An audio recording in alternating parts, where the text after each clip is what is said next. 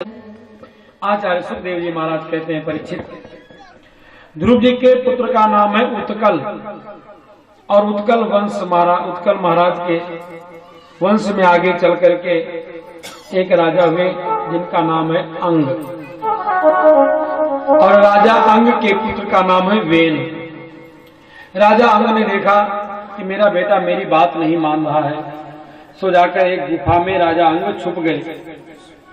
छुपे थे तो गुफा में, और प्रधान, सेनापति, मंत्री, महामंत्री सब इधर उधर खोज रहे हैं, विदेशों में पता लगा रहे हैं। जब राजा का पता नहीं लगा तो अंत में हार थक करके वेन को राजगद्दी दे दी, सिंहासन पर बिठा।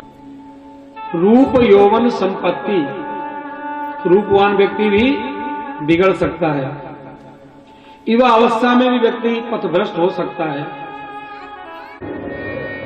धरती पर गिरा, अब बेन का काम तमाम हो गया, अब ये हुआ राजा किसे बनाया जाए, तो मर गया।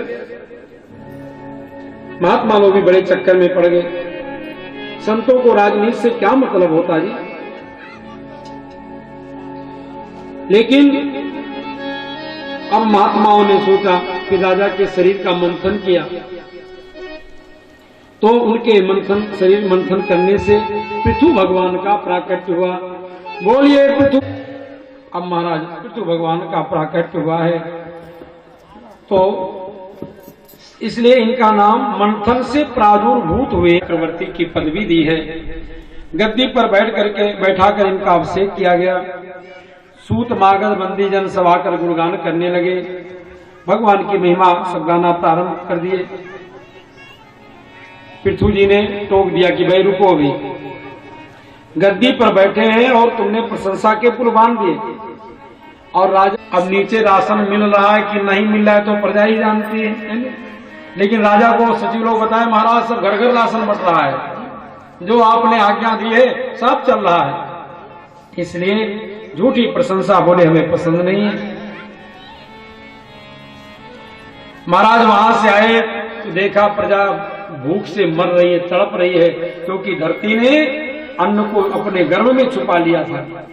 धरती और गौ, इन दोनों के अंदर छुपाने की शक्ति होती है। आप गौ दोहन करने जाओ ना, तो वो भी दूध को छुपा लेती है अपने बछड़े के लिए। धरती भी छुपा लेती बछड़े के लिए, अपने बच्चे के लिए थोड़ा दूध तो बचा के रखती है। तो उसको दोहना ठीक है, लेकिन मशीन से निकालना ये गलत है। धरती ने समझाया, कहा महाराज आपकी जनता अकर्मण्य हो गई, कोई कर्म करना नहीं चाहता, और सब खा के फ्री में खाना चाहते हैं, मुफ्त में खाना चाहते हैं, इसलिए मैंने सब अन्न को छुपा लिया। तब महाराज पृथु ने अपनी प्रजा को कर्म का उपदेश किया, पूरी प्रजा को समझाया कि आप लोग कर्म करो। प्रजा कर्म करने लगी, क्योंकि कर्म करने का अधिकार, कर्मण्ये वाधिकारस्ते मा फलेषु कदाचन, कर्म करने का अधिकार है, कर्म करो और फल की इच्छा मत करो। बोया पेड़ बबूल का आम कहां से खाए, जैसा कर्म करोगे वैसे तो फल मिलेगा। मनुष्य को कर्म करते रहना। अब ये नहीं कि हमारे खेत में 10 कुंटल गेहूं हो गया, 5 कुंटल गेहूं हो गया, अब किसान सोचे अगली फसल बोएंगे ही नहीं तो 5 कुंटल हो गया ना, अब 1.5-2 साल खाएंगे आराम से। तो किसान अगर ये सोच ले कि भाई 10 कुंटल गेहूं पैदा हुआ, अब हमें 2-3 साल खाने को हो गया आराम से, 2-3 साल हम खेती नहीं करेंगे, तो क्या वो सुखी रहेगा? इसलिए कर्म तो करना ही चाहिए। कर्म, ये कर्म भूमि है, भारत भूमि जो है कर्म भूमि है, यहाँ कर्म सबको करते रहना चाहिए। तो बहुत विधवत महाराज ने प्रजा को उपदेश दिया। पृथु महाराज ने, प्रजा कर्म करने लगी, और जब कर्म करोगे तो फिर भूखे नहीं रहना पड़ेगा। कर्म करोगे तो धन मिलेगा, परिश्रम करोगे, प्रयास करोगे। उद्यमे नहीं सिद्ध्यन्ति कार्याणि मनोरथै, नहीं सुप्त सिंह से प्रविशन्ति मुखे मृगा।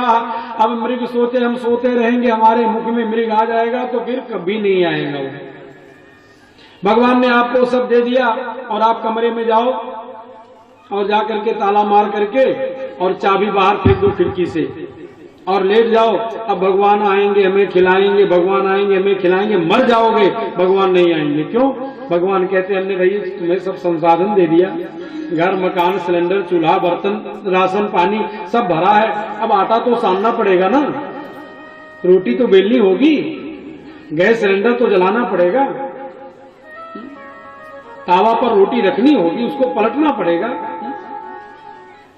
इसलिए कर्म तो करना होगा, बिना कर्म के कहां से योगक्षेम की व्यवस्था होगी।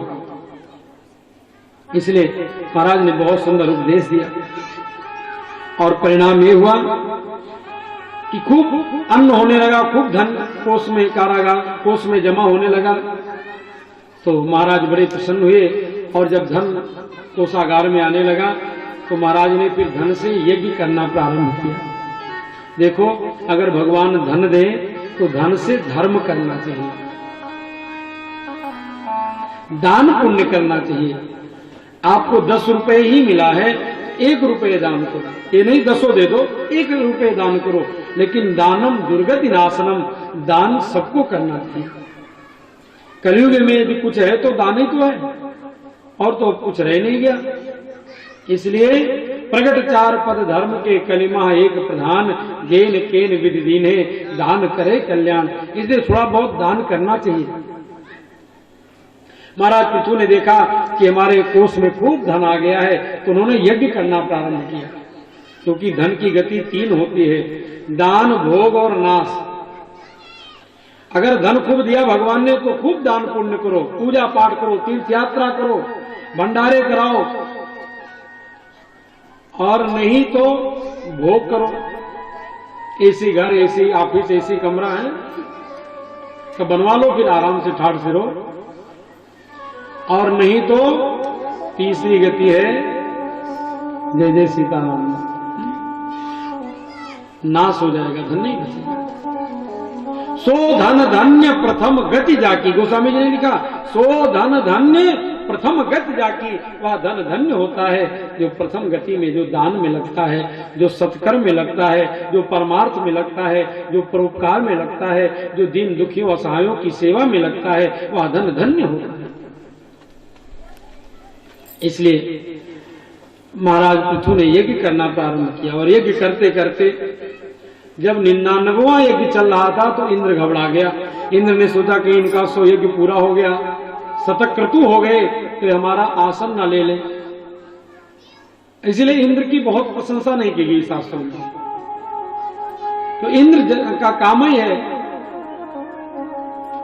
सूख हाड़ ले भाग सठ स्वान निरख मृगराज। गोस्वामी जी ने इंद्र को तो यहां पर स्वान की उपमा दी। जैसे कुत्ता कहीं जाता और हड्डी को पा गया और दांत में दबा लिया और हड्डी को चाटने लगा, और हड्डी को चाटते चाटते कुत्ते की जीभ छिल गई और कुत्ते के जीभ से खून निकलने लगा। कुत्ता बड़ा प्रसन्न हुआ, देखो मैंने इसमें से खून निकाल लिया। सामने से आते हुए सिंह को देखा तो हड्डी लेकर भागा, कहीं ये खाना ले, मेरा जो मेरा शिकार है कहीं सिंह खाना ले। अरे भाई, सिंह के आहार विहार से अनभिज्ञ है कुत्ता। उसी तरह से जो परमहंस होते हैं, जो संत होते हैं, जो भजनानंदी होते हैं, जो भजन करते हैं, उनको धर्म, उनको धन और पद की क्या आवश्यकता है। केवट ने कहा था ना, अब कछुनाथ न चाहिए मोरे, अब कछुनाथ न चाहिए मोरे, दीन दयाल अनुग्रह तोरे, दीन दयाल अनुग्रह तोरे।